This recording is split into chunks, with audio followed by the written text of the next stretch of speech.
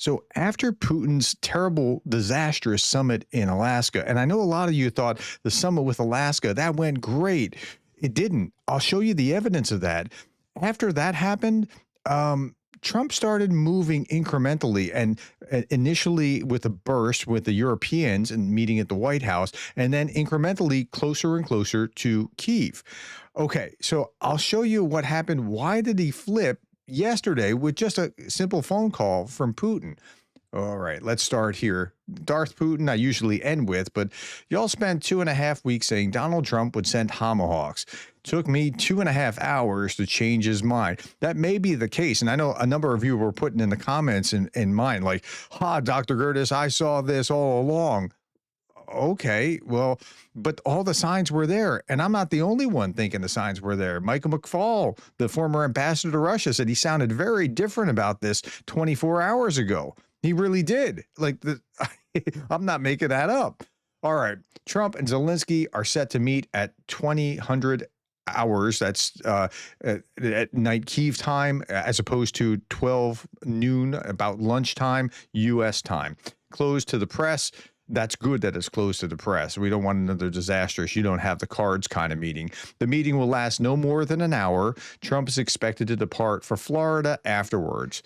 Okay, so that's what's going to happen. Now, let's look at this.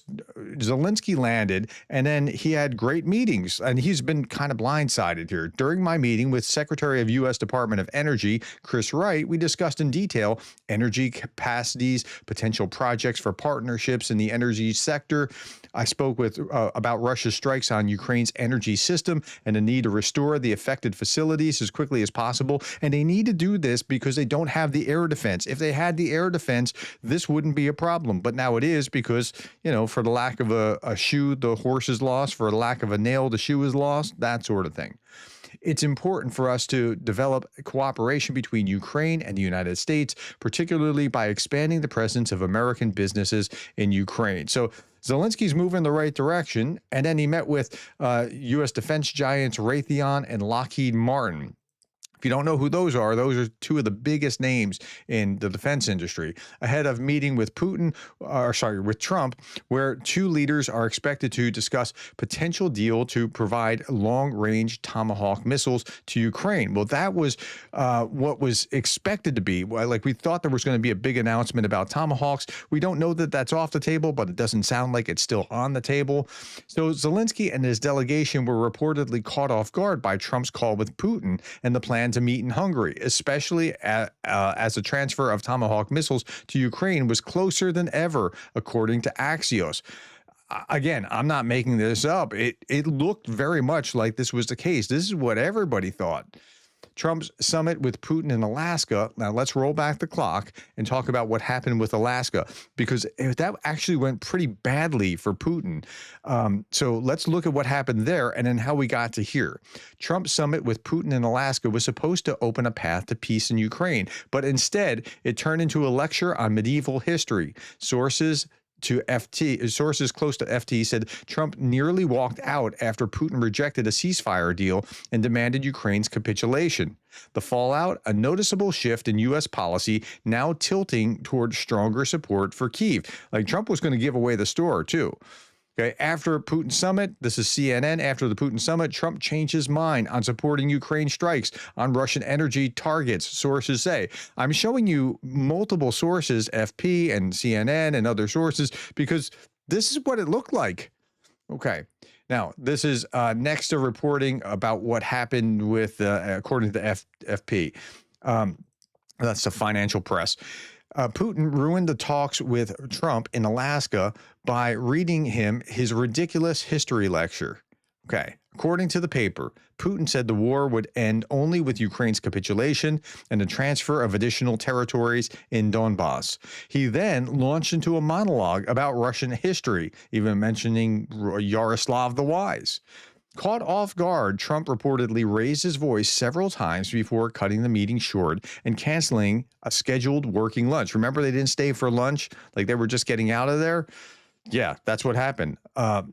FT says, Financial Times says that Washington had offered to recognize Crimea's annexation, like like they're giving away the store, and push for partial withdrawal of Ukrainian troops in exchange for a ceasefire. But Putin refused, insisting on full control over Donbass.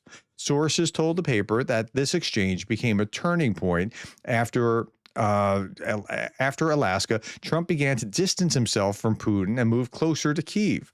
While the White House described the talks as productive, Moscow privately admitted that the meeting could have gone better.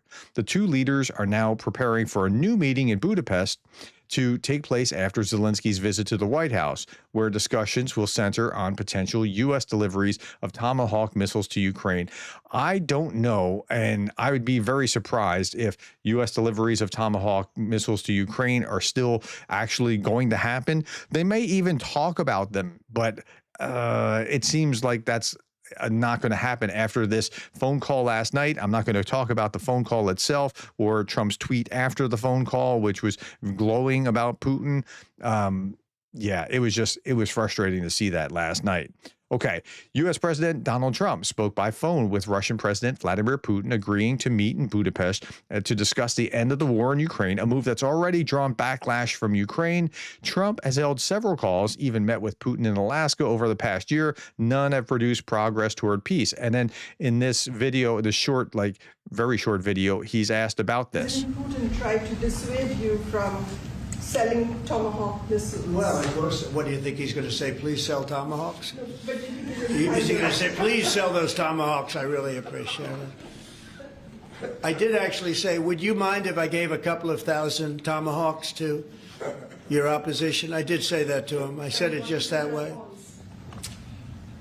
He didn't like the idea. He really didn't like the idea. No, I said it that way. You have to be a little bit lighthearted sometimes, but no, he doesn't want Tomahawk. Tomahawk is a vicious weapon. It's a vicious, offensive, incredibly destructive weapon. Nobody wants Tomahawk shot at him. Yeah, so I'm not so sure anything's going to happen with that. Here's General Jack King talking about this. He's the chairman of the Institute for the Study of War. Russia's massive Shahed drone factory in Alabuga uses 20,000 North Korean workers now, and it would be a natural target for Tomahawk strikes. I'm just going to show you about 10 seconds of this. They need Patriots very badly. They'd like to have Tomahawks. That's a step up. They'd like to have Tomahawks. We talked about that. I might have to speak to Russia, to be honest with you, about Tomahawks. Okay, so this was Trump on Monday. Today's Friday, October 17th. On Monday, saying they want Tomahawks. I'm going to have to speak to the Russians about that. Now, maybe what was going on is the threat of Tomahawks, trying to use the threat, but it seemed to turn Trump the other direction and toward Putin. Russia is thrilled about this. Julia Davis is posting this from RT. Trump, we need Tomahawks for the U.S. too. We can't deplete for our own country. I don't know what we can do about that. Zelensky has a sleepless night ahead of him before he meets 47. That's Donald Trump, the 47th president, tomorrow. Okay. Sean Pinner. Sean Pinner is a British soldier who fought in Mariupol with Ukrainians. What he says, I listen to. Crap, small quantity of Tomahawks. Putin's worried about Tomahawks, not the missiles, but the fallout at home. No fuel, lost sons, rising prices, blackouts, sanctions, biting hard, and a cunningly disguised mobilization. Hungary was picked strategically by Putin to send a message. We finally have a chance to push hard on Russia, and yet it's the same story again. Yeah, it feels like Groundhog Day watching this and trying to understand what's going on and make sense of it. Ex-Ambassador William Taylor told the Kyiv Post that the Kremlin's outreach shows weakness, not strength. That's right. There is something they've been talking about, they can't be doing these Tomahawks for the last week or so. I showed you clip after clip after clip of them saying, Tomahawks, that would destroy our relationships, or Tomahawks, they could be nuclear, so that could change the game. That's not okay. Putin is clearly worried about Tomahawks going to Ukraine. Every time Trump looks ready to act decisively with weapons or sanctions, Putin rushes to talk. It's a clear pattern.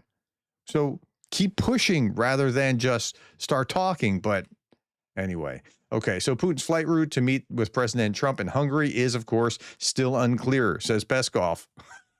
Well, that's a good question. What country can he actually fly over in order to get there from Russia?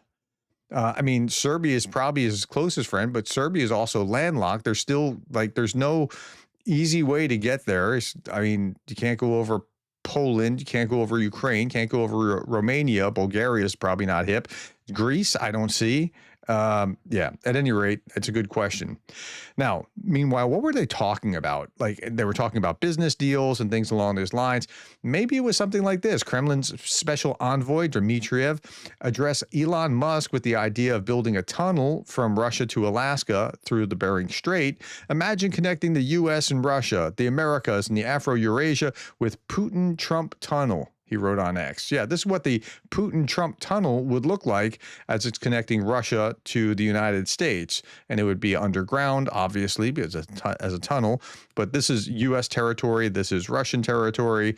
I mean, U.S. and Russia are actually very close together, believe it or not. Okay. Minus 13,900 occupiers and plus nearly 200 kilometers. Ukrainians' forces are advancing, but that's probably not the story that Trump got from Putin yesterday, who Putin was probably telling him they're advancing all over the battlefield and seeing everything everywhere. My hope is that in an hour or so, when when Trump and Zelensky actually talk, Zelensky can diffuse whatever Putin put into his ear and help him understand, no, they're not actually advancing on the battlefield. Here, I have the proof. Look at this, look at that. So we'll see how that plays out. And again, that Trump is this credulous is frustrating. My conversations with him are always pleasant, and then I go home and talk to the First Lady. This was back in like February. Let's hear this. My conversations with him are always very pleasant. I say, isn't that a very lovely conversation? And then the missiles go off that night. I go home, I tell the First Lady, I spoke with Vladimir today. We had a wonderful conversation. She said, oh, really? Another city was just hit. Yeah, another hospital just hit, another whatever, right? Okay, Budapest again. Now, the choice of Budapest for this next meeting is just so ironic. But remember the Budapest Memorandum? Last time they signed promises they had no intentions of keeping, and they'll have no intentions of keeping it now.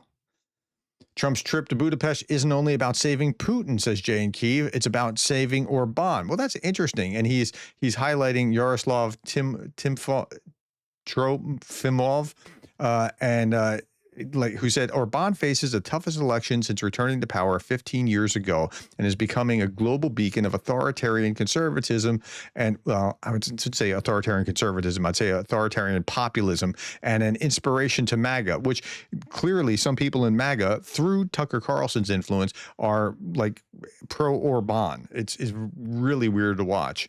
He's trying to win by tarring his popular challenger as a creature of Ukrainian intelligence. So this is it's a twofer. It helps Orban as well as Putin. So, okay.